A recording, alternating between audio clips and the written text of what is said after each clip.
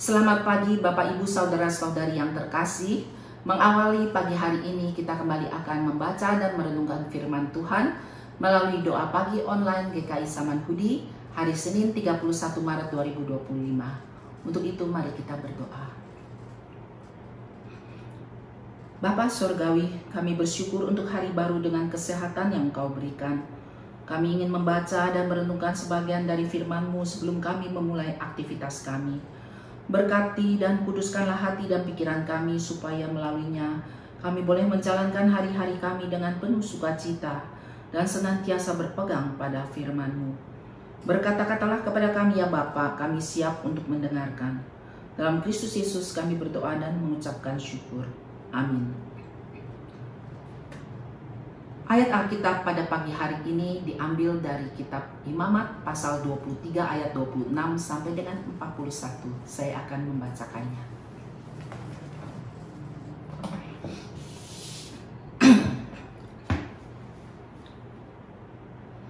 Tuhan berfirman kepada Musa, "Akan tetapi tanggal 10 bulan ke-7 itu adalah hari pendamaian.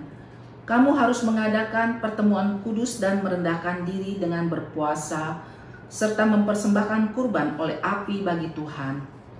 Pada hari itu juga janganlah kamu melakukan pekerjaan apapun. Itulah hari pendamaian untuk mengadakan pendamaian bagimu di hadapan Tuhan Allahmu. Sesungguhnya setiap orang yang pada hari itu tidak merendahkan diri dengan berpuasa, harus dilenyapkan dari antara orang sebangsanya. Setiap orang yang melakukan pekerjaan apapun pada hari itu, orang itu akan kubinasakan dari tengah-tengah bangsanya. Janganlah kamu melakukan pekerjaan apapun, itulah suatu ketetapan untuk selama-lamanya bagimu turun-temurun di segala tempat kediamanmu. Itulah Sabat, hari perhentian penuh bagimu, dan kamu harus merendahkan diri dengan berpuasa. Mulai pada malam tanggal 9 bulan itu, dari matahari terbenam sampai matahari terbenam, kamu harus merayakan Sabat-Mu." Tuhan berfirman kepada Musa, "Katakanlah kepada orang Israel demikian, tanggal 15 bulan ke-7 adalah hari raya pondok daun bagi Tuhan selama 7 hari. Pada hari pertama haruslah ada pertemuan kudus. Janganlah kamu melakukan pekerjaan berat apapun. Selama 7 hari kamu harus mempersembahkan kurban oleh api bagi Tuhan. Dan pada hari ke-8 kamu harus mengadakan pertemuan kudus serta mempersembahkan kurban oleh api bagi Tuhan. Itulah perkumpulan raya. Janganlah kamu melakukan pekerjaan berat apapun.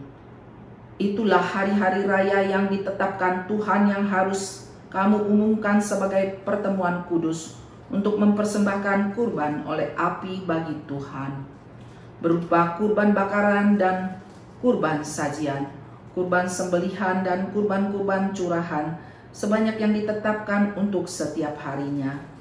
Selain itu ada hari-hari Sabat Tuhan, dan ada persembahan-persembahanmu, atau segala kurban nasarmu, atau segala kurban sukarelamu yang kamu persembahkan kepada Tuhan. Akan tetapi pada tanggal 15 bulan ke-7 itu, pada waktu mengumpulkan hasil tanahmu, kamu harus mengadakan perayaan bagi Tuhan selama 7 hari. Pada hari pertama haruslah ada perhentian penuh, dan juga pada hari ke-8 harus ada perhentian penuh.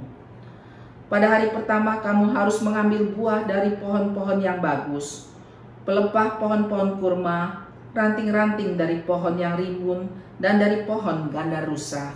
Kamu harus bersukaria di hadapan Tuhan Allahmu selama 7 hari.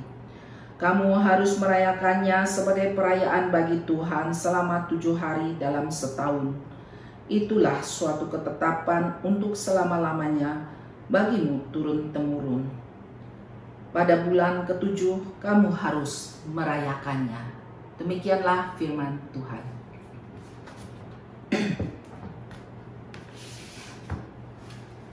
Renungan kita hari ini bertemakan Hari Raya. Secara umum, Hari Raya adalah hari istimewa yang dirayakan untuk memperingati peristiwa penting, baik keagamaan maupun non-keagamaan, yang ditandai dengan kegembiraan dan aktivitas khusus.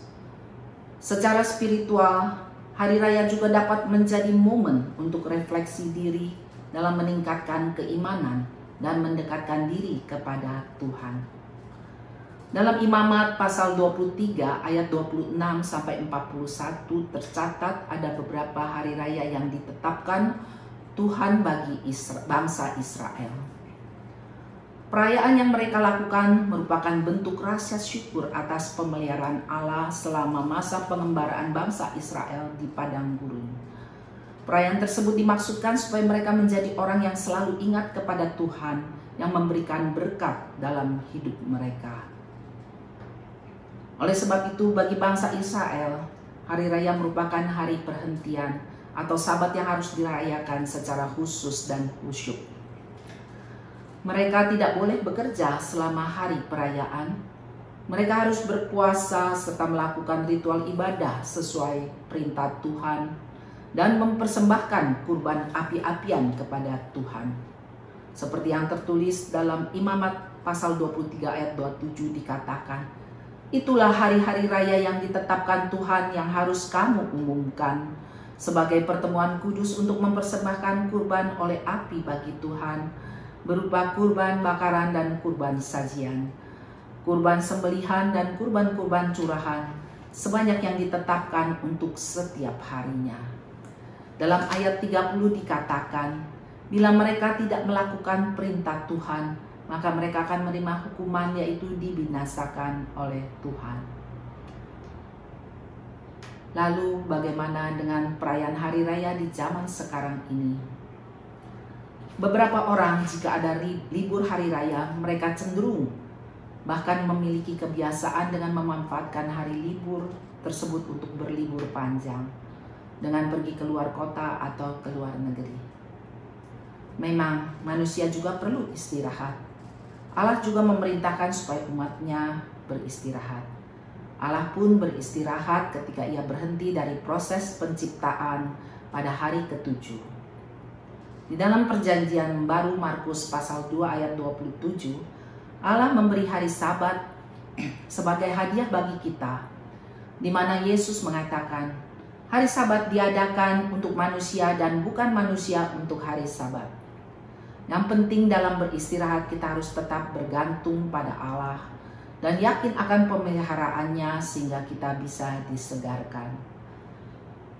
Bagaimana kita sebagai orang Kristen dalam menyikapi hari-hari raya gerejawi?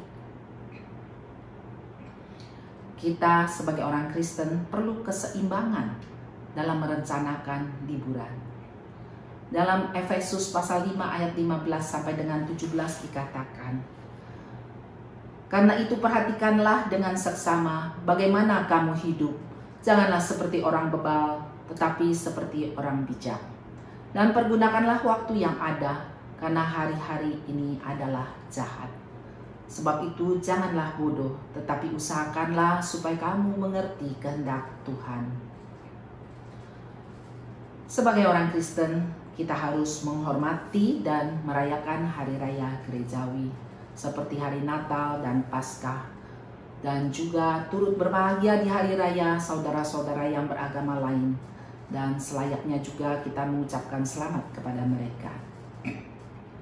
Sejak tanggal 5 Maret 2025, kita sudah memasuki masa Prapaskah yang dimulai dengan kebaktian Rabu Abu, di mana kita diajak untuk memperdalam komitmen kita dalam mengikut Yesus dengan melakukan disiplin rohani berupa penyangkalan diri, dengan berdoa, berpuasa, dan bersedekah, seraya merenungkan kasih dan pengorbanan Kristus. Jadi, hari raya bagi orang Kristen adalah memberi kesempatan bagi kita untuk merenungkan nilai-nilai penting dalam kehidupan dan menghormati Tuhan. Pada tanggal 18 April yang akan datang, kita akan memperingati Jumat Agung, yaitu hari di mana kita memperingati kematian Tuhan Yesus di kayu salib, demi menembus dan menyelamatkan umatnya dari hukuman dosa. Kemudian tanggal 20 April kita akan merayakan Paskah, yaitu hari kebangkitan Yesus Kristus, yang merupakan hari kemenangan Yesus atas dosa dan kematian. Hendaklah dalam tiap perayaan hari raya gerejawi kita merenungkan dan memaknai akan kasih Allah terhadap umat manusia, serta mohon agar iman kita senantiasa diperbaharui.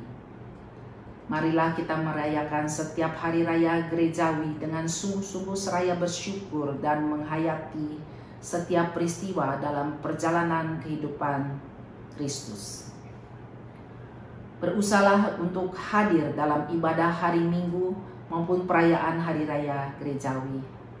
Jika berhalangan, sekarang ini kita juga sudah dimudahkan untuk bisa mengikuti ibadah online.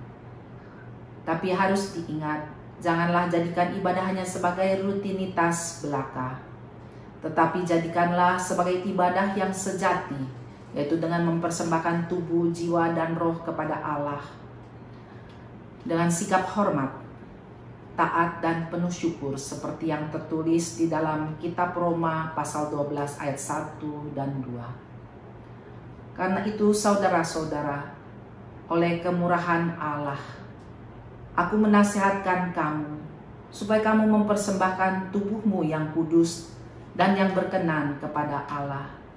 Itulah ibadahmu yang sejati.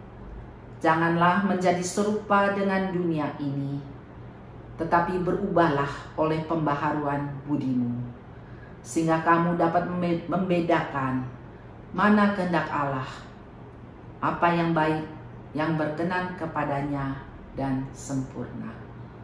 Amin. Mari kita berdoa.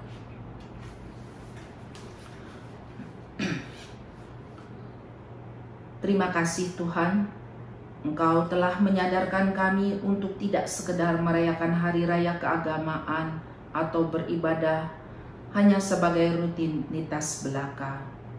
Biarlah kami dapat memaknai hari raya dengan hidup beriman dan menjalankan apa yang menjadi kehendak-Mu, serta mampukan kami untuk berbagi kasih dan kebaikan dengan sesama.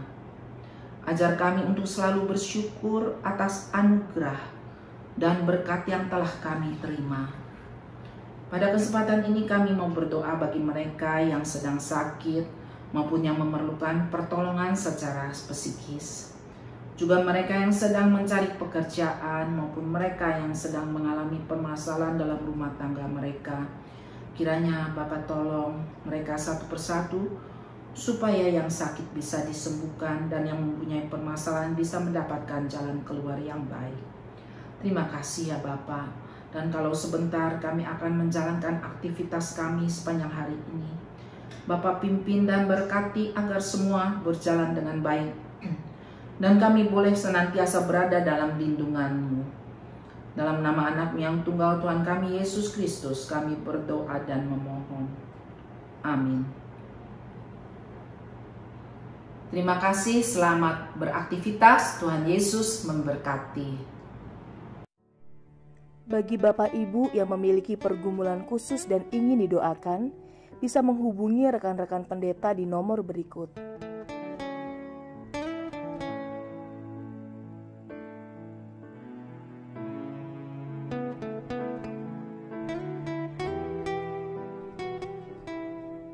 Tuhan Yesus memberkati.